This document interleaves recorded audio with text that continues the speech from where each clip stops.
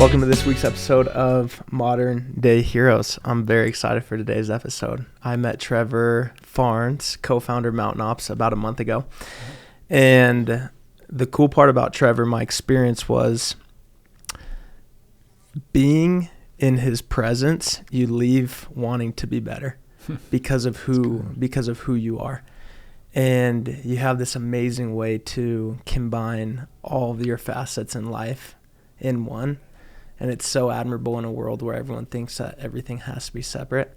And so when you came and spoke to us last month, I just remember there was some repenting to do in the sense of, man, I've been dropping the ball in these areas, and it was so good for me, bro. So I'm excited. Means a lot. No, I appreciate it. It was awesome to meet you. And, we've all got repenting to do, but if there's anything that you stood out there, and there was even compliments about you from your team there of the way you're living your life. So I would say, don't go too hard on yourself, but all of us have things to work on, right? And that's what life's all about. But kind words. Thank you. I appreciate it very much. You're so welcome, man. A lot to dive in today. A lot of great things about you, and I really want to learn, and I want the audience to be able to pick as much as we can give them in this time. Cool. You just wrote a book called The Conquer Code. Yeah. Here it is for those that are watching. And what's it been? About a month or so? Yeah, July 16th was the official launch. Month and a half. It was our 10-year anniversary of Mountain Ops, and we launched it on that day as well. Had a celebration here at Mountain Ops. Had a few speakers come in, and got the book launched out there. Very cool. Very cool. Congrats, man. Thanks. For those that want to buy it, it's on Amazon.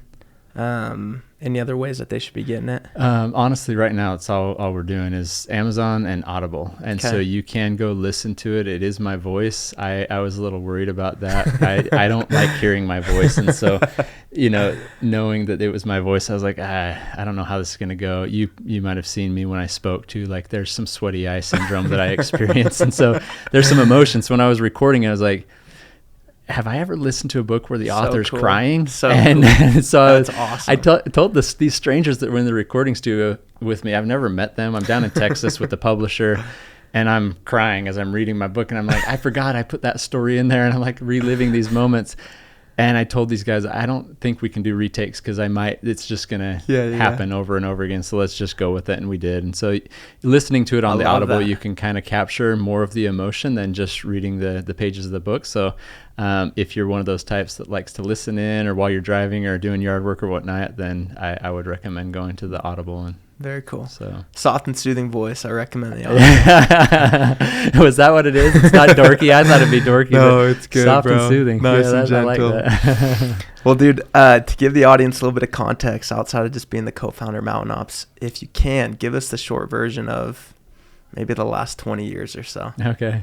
Yeah, my wife and I were married 21 years ago, so I'll go in a year later, But in 2003, I had just come off of a mission. She had just graduated from high school. She was 18. I was 21 when we got married, just young. Did you know her prior to? Didn't. Okay. So my brother was a singles ward bishop. Her dad was his counselor. And so, that's how we kind of met. We both started working for my brother, actually, but they knew each other from that connection church service. And we met up, and I had to steal her away from a boyfriend, and that had to happen because I just knew there was something different about her, and I needed to know her, and kind of this reconnection that I felt like I was experiencing working alongside her. And so 21 years ago we got married, started having kids right away. We've got 4 kids. Our oldest is Hallie. We've got 3 girls and 1 boy. Hallie's on a mission in Brazil right now. She's 5 months in, so she's kind of just passing that really tough phase of like, I don't know what I'm saying. I don't know what they're saying. My companion is this is hard. I'm with her 24/7. She's kind of over that now, and she's like really loving the work because she's understanding. She's able to contribute more than she was maybe a few months ago, where she didn't feel like she was able to share much and such. And so she's doing really, really well. I've got a daughter that's a senior in high school. It's funny, this year we've got a kid in each school, like ending that school. So like a daughter in high school, her name's Kenzie. She's a senior.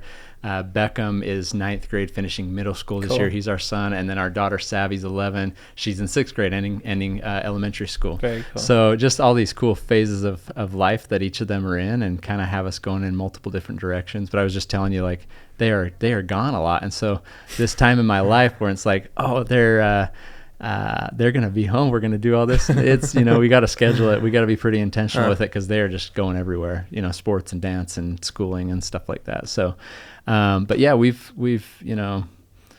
had a few business startups that have not gone well. We've had some now that have gone well, and we've just been for the last 21 years kind of working away at different phases of life and different categories of life, and trying to be a little better today than yesterday and a little better tomorrow than today. And that's cool. Kind of our mentality and mantra. So that's cool. Yeah. I love it, man. I'd love to dive in from the beginning. You get home from the mission, you get married. What's the vision? There must be some strong why, some strong vision that allows you to go from failure to failure. And something that's pushing that. Yeah. And I'm curious to where that came from and what that was. Yeah. We, at first, when we first got married, my roles and responsibilities, just like yours, changed pretty rapidly. Your life changes when you say, okay, for sure.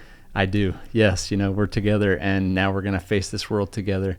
And being as young as we were, we kind of raised each other a little bit. Like, we were just, which is so cool, out of, moving into adulthood, and our stubborn sides came out a little bit. Like, this is the way my family did it. Well, this is the way my family did it. And we always had like one common thread, and that was our faith in our Savior Jesus Christ. And that's what I could always rely on from my wife. It's like she just had this focus in her life, and that's what I wanted to have as my focus. And so that always brought us back together. And then having a child gave us something to focus on together that wasn't just focused on ourselves.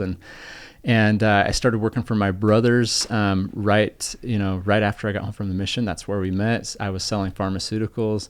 And now in life, I was to provide, preside, protect this little family unit we started to form. And for a few years, I felt like this is happening. This is good. I'm drawing a really good commission for my age. I was like, I probably shouldn't be making this much. And we were tucking it away, those commissions, because the goal of the vision was, at some point, just like my brothers have done, I'm going to start my own business. And I absolutely don't know what it's going to be in. I really didn't. There wasn't like this vision of it. This is going to be the product. This is going to be the path. It was kind of my life was a little bit of let God prevail. He'll, like, along the way, I'll know, and I'll just figure that out. And so that's kind of the approach we took to it, but put enough away to where we felt like when the right opportunity comes, we'll be ready for it. And in 2007, that happened. And we had a few opportunities presented to us. One was in real estate. One was in a franchise opportunity. Both of them ended up being horrible financial experiences for us. Did you do both? We did both. Okay. Yeah, a little bit to real estate, and I left the pharmaceutical business. My brothers, they were like, we'll invest in some of the stuff that you're going to do, and we'd love to. You can be kind of the legs out there doing your own thing, and we'll be a support along the way. And so the real estate they did with me. And I was out kind of getting the projects done and this and that, but 2008 was right around the corner, and I had no idea. I was young, naive, and wasn't watching any trends, historical trends. I was just like, it's time for us to go. So we invested in a few properties and had some really crazy experiences with those, and just lost our shorts. It was bad, like really crazy experiences. And it would I think in the book I read about one of them, of this home we bought, and the husband hadn't told his wife that he had sold their home, but they short sold it to us, and she didn't know they were going to lose it. So I got a call one night, and she's like, "Is this Trevor Farnes, the Trevor Farnes that owns my home?" And I was like, "You've got to be kidding me!" Like, well, you're in, and we rented it back to them, so they were still in their home. But it got all mixed up, and so, anyways, that was hard. The franchise deal though was the one that really, really drove us to our knees, and it was like we invested too much. We bought several franchises instead of one, and we should have bought one and scaled up from there and tested the waters and built out a game plan and a format and all that. But it kind of felt like a land grab at the time. We're like, we've got to get our piece of this, and we're young, we're excited, we're ambitious, let's go for it. And so we decided to invest heavily into it. And within about 3 months of the stores opening up, they were shut down actually by by a regulatory agency. The franchise was shut down, not us, but we had to put everything on pause while the franchise was kind of being looked at. And I don't like to point the finger at anyone, because there were some things that were just naively done. And so I try not to, point the finger. I definitely don't hold any ill will towards anyone, but it did set us back quite a bit, and we found ourselves in a bad situation with all of those. We had to build out those stores, we had to furnish them, we had to inventory them, we had to hire friends to run them, or mission companions. And then my wife and I signed personal guarantees on each of those retail locations, and they were $5,000 to $7,000 a month. And so you had those liabilities. And when this happened, it was, first quarter of 2008. And so, real estate market was crashing. These landlords didn't have a way to, replace us. So they weren't letting us off the hook. We were either making payments or they were putting liens on our property. And so we found ourselves in a really bad situation, and we ultimately drained our bank account to where it was, we were living life below zero. And our daughter, the one that's a senior in high school right now, ended up in the hospital during those first few months of that for some kidney and liver issues. And there was a mishap in insurance going from employed to self-employed, and so they deemed her uninsurable, and she had to have medications for 3 years to take care of this issue. And these were just stacking up against us. I mean, it definitely felt like I didn't have the Midas touch. It was like this touch of destruction. Anything that I touched was like, it's just not going to work. And there was multiple business attempts that way, but those two were the ones that really put us in the financial situation where I wondered if I was ever meant to succeed, if I could figure this out. And, I'll be honest, my ego got in the way. I didn't want people to know that I was failing. Had I let people know at the time, I would have found there was a lot of other individuals going through similar things. We could have supported each other. But I just you get a business up and running, you tell everyone about it, you're excited about it, and then 3 months later you're shutting it down. One of the worst feelings in the world, And so, fortunately for me, I always come back to connection, and I have some of the most incredible connections in my life. And one of them is that with my wife and my children. And my wife never made me or said anything that would make me feel like a failure, when every day I did. I just felt like a failure. Felt like I was hopeless. I felt like I wasn't meant to succeed. And now I'm watching these little kids be raised, and I can barely even put food on the table. And that became the topic of conversation often. There was bills we couldn't pay. 2 years not paying our mortgage, and the house being up for auction. And I really think because of what was going on in the real estate market at the time, the banks just didn't get to us in time to kick us out. It was there. We had the call that was like, hey, it's coming. And then somehow a modification on our mortgage got approved after 2 years, and they said, if you can pay this amount, and it was small. And we had a nice home, and we lived in a nice neighborhood, and we didn't have to take our kids out of that situation. We could start to make that payment. And we went through a lot of, we call it our 7 years of famine, because it was interesting. It was 7 years before something really started to tick and click. And I found that sometimes you just have to let time do the hard work, and you've got to find something. Those two things, they just drained us financially. Ultimately, I had to find something that was had to do with mission, because I'm a mission-driven individual. I had to find something that I could attach myself to, and by doing that, I could endure whatever time commitment I needed to put in. Very interesting. Which ended up being your father and his heart issue, right? On Trevor Cowley's podcast, I remember hearing the story, and he talked about, or you shared a time where you and your wife were laying in bed. You had just finished reading Think and Grow Rich, and you kind of mapped it all out. I'm a huge fan of that book, and I've gone through the similar process. At what point was that happening in your story, and if you can actually dive deeper into that, because I believe that's a fundamental foundation that kind of prepares anybody to go do whatever they're trying to go create, is the creation of it. So I'd love to dive into that. I wish I'd have brought the little card that I have know, too. I I've showed it to my team. I need to just carry it in my wallet or something, because it does fold up. But this was in 2010, I believe. So it was 3 years after. 3 years into man, things are just not going well. I had probably tried my hand at 6 different businesses to get them up and going. There was a couple times where I went and I interviewed for jobs, and I'd come out and I'd sit there and I'd be like, what am I doing? And I call my wife, and she's like, that's just going to distract you from what you're trying to do. Like, wow. it's fine if you want to do that. But she was doing things on the side for us, like selling jeans that she'd bring in from China, like True Religion jeans back in the day, Juicy Couture, like purses and stuff like that. She'd hold little parties but yeah, one night we decided, like, there were certain things we did, and I don't know what spurred that along the way, but I just remember both of us, like, we're going to read Think and Grow Rich together. And then when we were done, there was this formula that was like, hey, write out this statement of what you're going to do, and then read it every day for the next 30 days, you know. And it's not this thing like Think and Grow Rich, like you can just think about it, but you have to envision it, and then you have to like commit to it, and then that commitment drives action. And so it was all about action. It wasn't about just thinking and processing, but it was like putting into practice the things that we're thinking to hopefully grow rich in different ways in life. And rich can mean so many things. And so I'm very careful with defining success, to be honest with you. But at that time we needed some finance. We needed to replace what we were losing, right? And so we read this book. We sat down, and we were sitting in bed one night. I had a little like thank you card on the side of my bed, and it had a rooster on the back. I remember that, and I just like tore it down the middle, like, and I started writing the things that my wife and I came up with. And it was basically, by this date, we will be making X amount and I talk about it in the book as well. And by this date, this, and it will come by way of this business that we're doing. And with that business, we will commit that this is what we will do for the good of others. And, I think it said something, I wish I had it here, but all past failures will be met with much like greater success as we recognize and rely upon God. And that was it. It included him. It was like, we're going to do this, but we're going to do this for him, and we're going to do this for these reasons, and he will compensate for the failures that we've seen.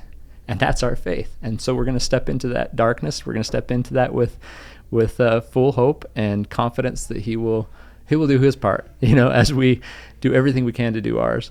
And then the next morning I took like Scotch tape and I laminated it, and so that I didn't have a laminator, so I just put Scotch tape over it, and I folded it up, and I kept that in my pocket. And every night for 30 days we read that as we went to bed. And then we created the little dream board in our closet, and on that, there were some physical things that we desired, but there were some pretty simple things as well, like a playground, a play set for our kids, like a swing set. And that was one thing that we had on there. It was like, I'd love to get them this. And in those moments in life, it was like, I can't even fathom, like, how are people putting up a fence or a trampoline or buying a swing set? And it was my kids that actually, they raised some money on their own, selling some things and everything to buy the swing set that we actually got. So it wasn't that it was just like, here's our dreams and we're going to make it happen. It's like, we included our kids. Wow. And I remember when we went to go get that, just a swing set on KSL, we drove out to Harriman, I believe, and the kids started pulling the money out of their pockets, and the wife that was there was like, are you guys paying for this? And they said, yeah, we've been saving up. And so I think she cut it in half the price. And they were so excited because they got to put some of the money back in. It wasn't a lot of money, but we put that together. And then I think with the extra money, we bought some paint. We repainted it when we got it. And so that was a moment with me and my wife that we envisioned what we wanted. We've done that a few things with even spiritual sides of life, and we've got kind of our Farnes family mission statement. It's our mission plan, and it has to do with more of like what we want to do for the Lord. And in 2009 we wrote that, and so I've got that statement as well. And it's incredible to watch how a lot of those, like, we've checked off these boxes along the way, and it's like, we put it out there and we fought for these opportunities, and we showed up in front of the mountain with a shovel, but God started to help us move it, we're doing our part, him doing his. And it's just been incredible, not knowing exactly what would transpire, but then looking back and seeing like it's so much bigger and better than I could have imagined on my own. Very different, but so much better. It's awesome. I admire that a ton because I've seen it in my life. I saw it on my mission. Joe Smith says that faith is a mental exercise. And it's cool, especially if you're listening to this and you are 18 and you've never done anything, or you're 30 and you feel like you've never done anything. You can create it. And a guy once told me, if you go build something with the end in mind and go help God's children, he's going to help you make it happen. Totally. I love that. And if that's the end in mind, I would just let everyone know and give them this caution that there will be an adversarial effect. Anytime you're doing anything to help God's children, or you're aligning with his will and his mission, you're going to be met with mountains. You're going to be met with resistance. And I would just say, no, that is a sign you're on the right path. You know, I think it was Eyring that said, if you feel like you're walking uphill, you're going the right direction, or something like that, you know, and that was our path. And there were some things in our life where God he gave some forewarning to us that there was some financial difficulty coming. And it wasn't hey, I'm warning you about this so you can divert your plans and go around and avoid the storm. It was while you're amidst the storm, you can know that I'm aware. And I let you know that I was aware. And so know that I'm building something within you. I'm building something for you, and this is for your good and your experience. And I look back at that, and it's like, you're most powerfully positioned to lift the person you once were. I had to go through some of these things. I honestly felt like I had to invest heavily in those things because it created a lot of pain. And the more the pain, the more the purpose, you know. And so I feel like coming out of it, we were changed because we had that perspective with our relationship and connection with God, and he helped us understand that along the way, that we weren't alone, and this was for our good. It's cool. It's amazing. I know for the last 27 years you've been reading the scriptures every day. On the God topic, is there an experience, or has it been over time where this firmness and centeredness on him, has it always been that way? And the reason I ask is because you look in the world today, when people are in struggle, it's easier to turn to God. And then when the reward comes, I'm finding more and more often that people are turning away when he just gave you the reward. Yeah. You forget him, but you only remember him when you don't have the reward. They start to trust in the arm of the flesh, right? Exactly. And think that, there's something good that I'm doing, or it's all me, or I've watched that with people, and I think we all sometimes step out of line with God, and we have those moments where, like, it's not about me, and it's not me doing this, it's God. And I would say a routine of scripture study and prayer every morning for the last 27 years has been one of those things that, like, just it firmly plants my faith in him in my day, like starting that with him. There was experiences along the way, and that caused me to create those routines. I remember when I was 7 years old, coming home from primary in school, and we had sang, "Scripture power keeps me safe from sin. Scripture power is the power to win."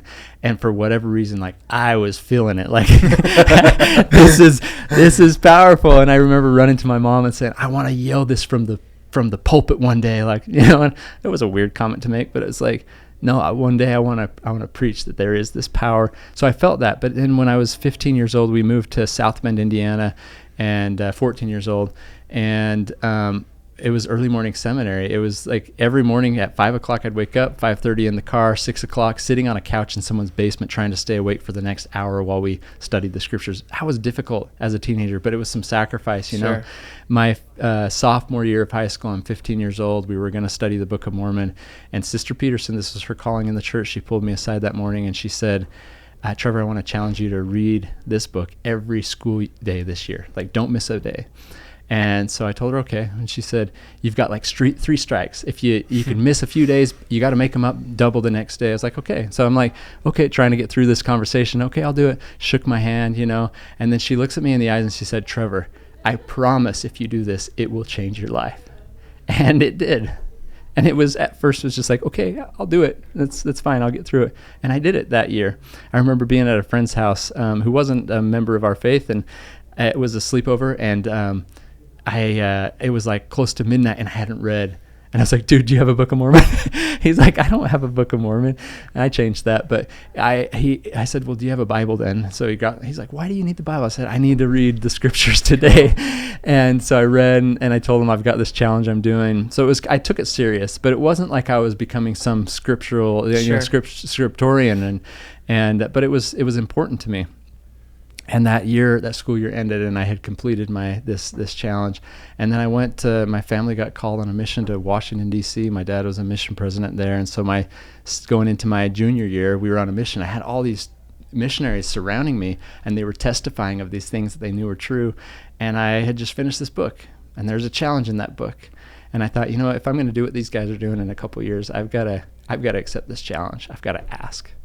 And so I set apart some time, and I put in some effort, a 24-hour fast that actually went up longer than 24 hours. And I hope this is okay that I'm sharing this right now. This is what this is about, man. My parents were wondering what I was fasting for. I didn't tell them. I didn't want any distraction. Didn't want their encouragement. I needed to do this for my own. I didn't pick a fast Sunday that was fast Sunday. I picked, I'm going to fast on this day. I'm going to start in the afternoon on Saturday.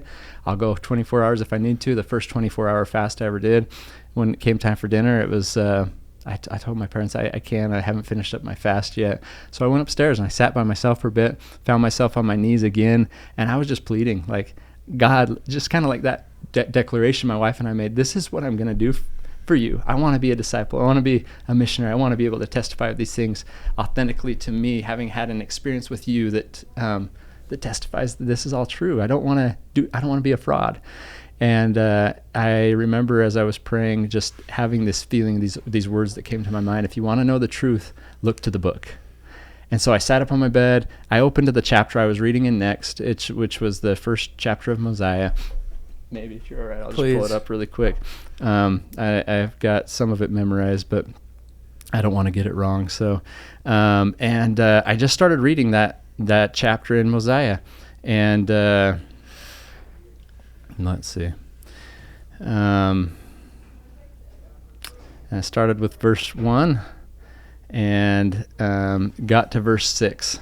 And here I am. I'm a 15-year-old boy. I've just read a book that is super important to me, but I need to know, is this true? Because I'm going to dedicate my life to it, but I don't want to unless it's this. I grew up in a really good household where it was taught, and I felt like, hey, this is good, this is true. But I got to verse 6, and it says,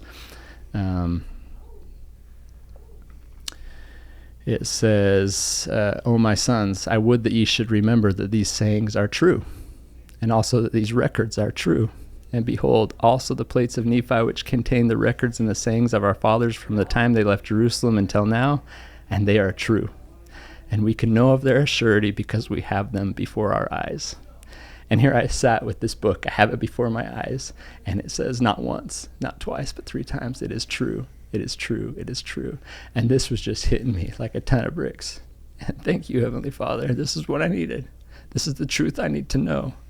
And I'll share it. It's just like that 7-year-old boy. I'll scream it from the rooftops, from the pulpit, wherever you put me, I will share. And it didn't just end right there. In verse 7 it says, "And now, my sons, I would that ye should remember to search them diligently, that ye may profit thereby." And so that's where this 27-year thing has come. It's like I couldn't just end with Sister Peterson's challenge after a year. I need to search them diligently. And so it was a practice of consistency over time, and then I've added intensity to that as I've matured, and I've gotten better and better at studying, and there's topics I want to study, or if I'm going to speak to a certain topic, I need to understand that more, and I go to those, what my mom has always called her letters from home. I go and pick up this book, and I read a letter from home every day. They often say, if you want to speak to God, pray. If you want to hear God speak to you, then open the scriptures, open a letter from home. And there's so much comfort and guidance from that, because that's what they are. And he spoke to me that day in a very powerful way that these things are true. And it's been my witness, and that's how I end the Conquer Code, not just for myself, but with my wife, united together. It's like, this is how we conquer. It's not about me. It's about we. And what we've done and the stories we tell throughout the book, she's been the most incredible support and the MVP of it all. Like I've had people tell me when they read the chapters about her, they've just fallen in love with her and who she is and what she's about and the support she's given. And oftentimes that can go overlooked, or there's not a lot of validation. Hopefully I give enough to her, but I need to do more because she's been the most incredible support. But having that routine a part of my life, it's just like that primary song, keeps me safe from sin. It's the power to win. Every day I need the power that I get each time I read. And so it's such a simple thing. People say, oh, do the simple primary answers, It's like, those are the sacred answers. Like, get up first thing in the morning, roll onto your knees and pray. Send that message to God. You're first. You're the priority. There's no priorities. It's one priority. And if you make that the priority, then it doesn't mean everything's going to go well or go right, but you might find that along the way, because he is the priority, the winds that you're facing, the mountains they're all in your path to help even that connection with him. And then I do that in the morning, and then I go out in my family room and I open up the scriptures, my letters from home. I do that personally. And then at 7:15 during the school year, the kids come out, and me and my wife, we sit with the kids and we go around the circle for 10 minutes and read wherever we're at. And that's been our routine for a very long time. It's been my personal routine for a long time, and I just feel like there's power that you get when you do those things. Thanks for your testimony, man. Yeah. We'll try to blast this to the rooftops as much as we can, too. It's special. I know as you've created Mountain Ops that God's been at the center of it. Yeah. And that's incredibly unique. Once again, people try to keep things separate, and you keep them together, and I love that. And I know that's your first core value. Yeah. One of the things I admire a ton about you and Mountain Ops is not only is it core value driven, but you've created this community that's special. Some people refer to it as family. Yeah. And I think when people refer to it as family, that's kind of when you know the community's great. Yeah. Tell me about how that was designed, and if someone's out there trying to create a community like that, a family, how would you go about that being them? Yeah, that's awesome. I would establish what the mission is so that people have something to attach themselves to, and they understand like what is the end goal and how can they participate in it. And then for us, it starts with culture internally first, because you can't give what you don't have. So you have to have what you want to give, and you have to be living it. And so for us at Mountain Ops, it's designing a set of core values that weren't on day one of Mountain Ops. Okay, who do we want to be? These are core values that like my parents used as, it wasn't the exact wording and stuff like that, but recognizing God in our life and trust and service and all those things that were once a part of our life, they should continue to be a part of our life, And so those core values came alive when I worked for my brothers. Like those were written. Mountain Ops has added a few more, so we have one for every month. And that seems like a lot sometimes, but when you're focused on them, and this, this month is service in September. Yesterday I did a training with the team, and then some of our posts on social media will be about that. That way it starts to resonate out to the community you are building, and you start to bring in people into the mix that are maybe customers or ambassadors. And without that, they don't really know who you are. The brand of Mountain Ops, it's our core values. It's how we interact. It's how we make decisions. And those are the guardrails and the decision-making factors that point us towards our mission. And when people see you start to, living that way, then there's trust that's built. And trust, I believe, is the number one core value that creates community. If you're not trusting of whatever you're participating in, you're not going to join in. It's like, I might test the product, but I'm not sure about the people. I'm not sure about this or that. We did a big study actually here at Mountain Ops about 2 years ago. We hired a large firm to come and compare us to all the major supplement brands in the industry. It was an attitude and usage study. It was quite expensive, but it dove into who we were, how we're resonating with people that had taken similar supplements to ours in the last 6 months, and they participated in outdoor activities as well, the activities we promote. And then they came back after doing the study with 3,000 people, and they said the major headliner for Mountain Ops is one we do not see in the supplement industry. It's very saturated space, not a lot of loyalty. People are jumping from boat to boat, sure. And the headliner for Mountain Ops is your brand, people trust. And then they broke that down in a spreadsheet they sent us that's a mile long, and it's like, here's why, here's their comments on it. And it all tied back to our core values. We see them doing this. We see this word on the website, but we actually see them living it. And so you share it, and sometimes use words, right? Share it through your actions. And so if you're building a community, you want to build it around trust, and it's tied to core values. And anytime you make decisions that are aligned with those core values, you enhance the brand experience that everyone has. If you make decisions that are not aligned, then you diminish the effect your brand has on building community or building connections. And it comes back to connection. It's all about connection. So if you want to build a community that becomes family, you have to let them into your life.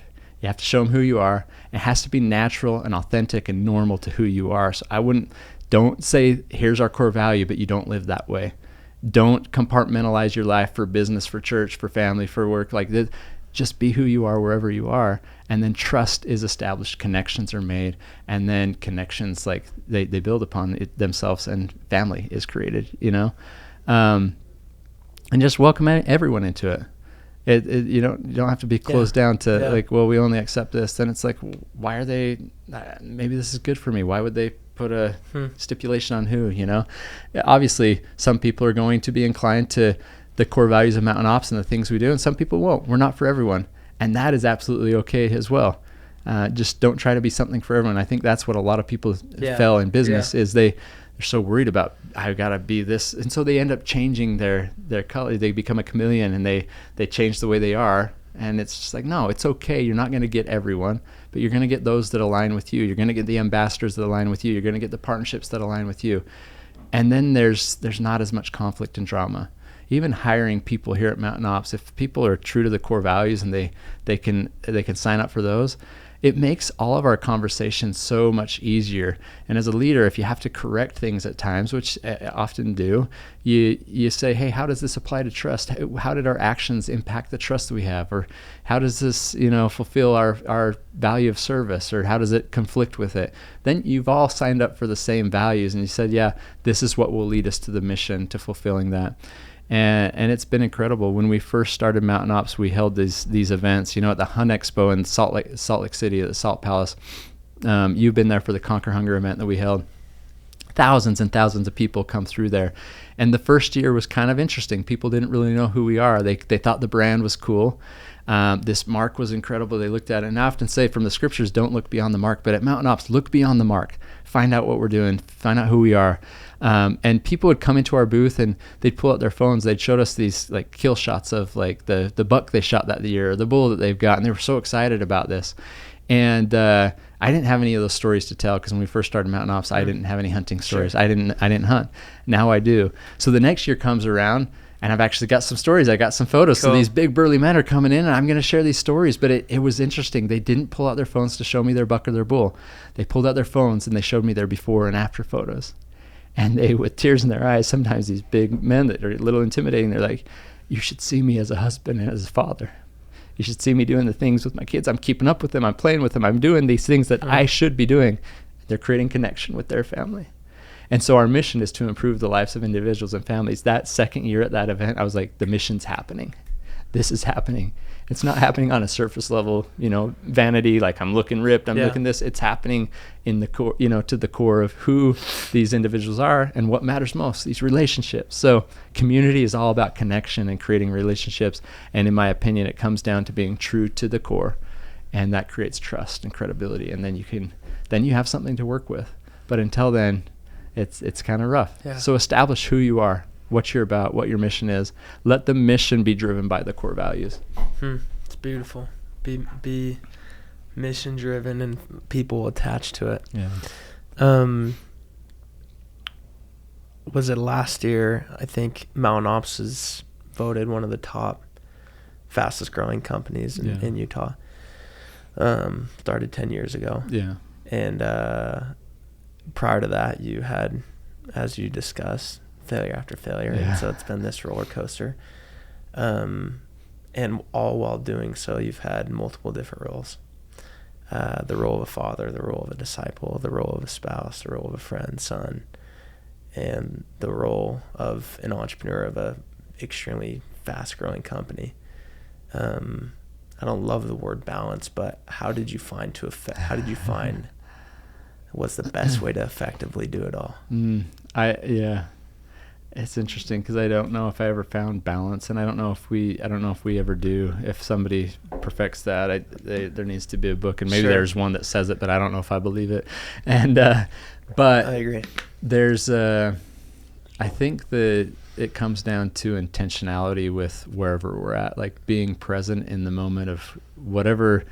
I'm so bad at that, man. It's hard. It's tough. It's hard, especially when we were struggling. Like the thought of, am I ever going to make it, was all consuming. Right. And so like when I'm with my kids, all I was thinking about is like, we're losing our home right now, like this and that. But they didn't necessarily know that. There can be thoughts around the perimeter, these satellite thoughts that go, but at least like being intentional with our time. I remember one time with my son, and we were going through this, and I had all the best intentions to like, I was going to drive him to the temple once a week and talk about good. He's a little teeny kid. And I was like going to talk about these spiritual things. And then one day I was just like, I should probably just go to like McDonald's or something with him and get him and let him play in the play. And he was like the happiest kid. And I remember getting in the car and looking through the rearview mirror, and I could see him, and he just was beaming. And he wasn't always that way when I was trying to drive him to the temple. He's like, we're going to have another talk, Dad. I'm like 6 years old. But I thought, I need to take him to places he needs to go. Sometimes they just need a smile on their face, and they need to know you're there. And this is what I want to do, Dad. I came away from a few events this last summer really feeling like where I need to improve is, and I need to understand my wife's desires in life, and I need to understand my kids. And so some of my conversations, instead of, I need you to be doing this, Beckham or Kenzie or Savvy or Hal, this will make you happy. It's like, what do you want to do in life? Like, where do you find the most joy and satisfaction? How can I help you there? And but during all of that, like just being present in those moments. And when I'm here at work, like my team deserves my attention. And, I share a story in the book about time and attention, and there are so many hands going up bidding for our time and attention. And that's real, and we're all experiencing it. But I just say, wherever we decide to allocate some of our time and attention, which is our most valuable gift, much more than money, like being there. And it's not just time, because I could be with my kids but have all these distractions keeping me from giving them attention.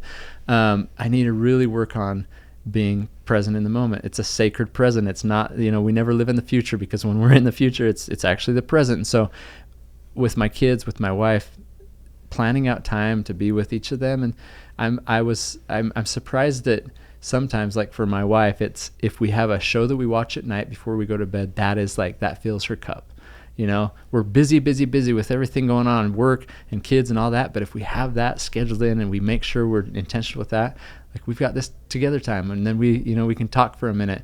And with my kids, if I just set apart a certain amount of time and we plan things to look forward to with them, then I can get my work done, and I can plan that out, and then I can have the time for them. And it's an art that I have not perfected by any stretch of the imagination, but I just feel like it comes down to intentionality with our time and attention. And it's going to be lopsided a lot of the time, and different phases of life will swing us this way or that. But wherever we are, let's just try to be present is kind of, I feel like, what you need to do. But man, it's difficult. We'll keep learning together, man. We'll keep learning for sure. Well, I'm grateful for you. I'm grateful for your testimony and your story and your knowledge, my friend. It's inspiring, and I'm serious.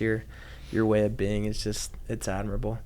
I appreciate that. To finish off, the word conquer has become, I assume, a theme in not only your life, your book, and your company, but it's probably just embodied the last, how old are you? 42. 42 years of your life. What does the word conquer mean to you?